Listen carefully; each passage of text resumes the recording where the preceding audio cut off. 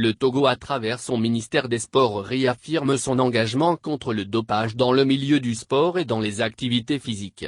Un atelier en faveur des présidents et secrétaires des différentes fédérations nationales sportives est ouvert à cet effet, ce mercredi 23 juin 2021, à Lomé par le ministre des Sports et des Loisirs Lydie Bessikama. Il s'agit d'apporter une réponse à ce fléau moderne qui mine le monde sportif avec le renforcement des capacités des premiers responsables du sport au Togo.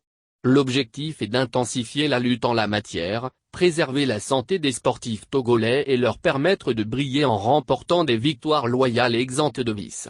Cet atelier sera également l'occasion d'arrimer les normes nationales aux standards du Comité international antidopage. Il s'agira, à en croire le coordonnateur national du comité antidopage Kaina Berena, concrètement de partager avec ses responsables, les contenus des textes réglementaires et de les outiller sur les nouvelles dispositions en la matière.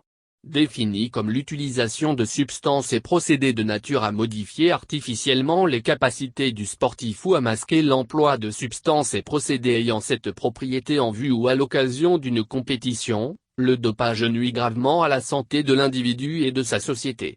Il constitue une tricherie dans le déroulement des compétitions. Face aux conséquences désastreuses de ce fléau contre lequel le Togo a déjà déclaré une guerre, il urge selon Dr Lydie Bessikama, de doubler d'ardeur et de s'unir pour l'éradiquer.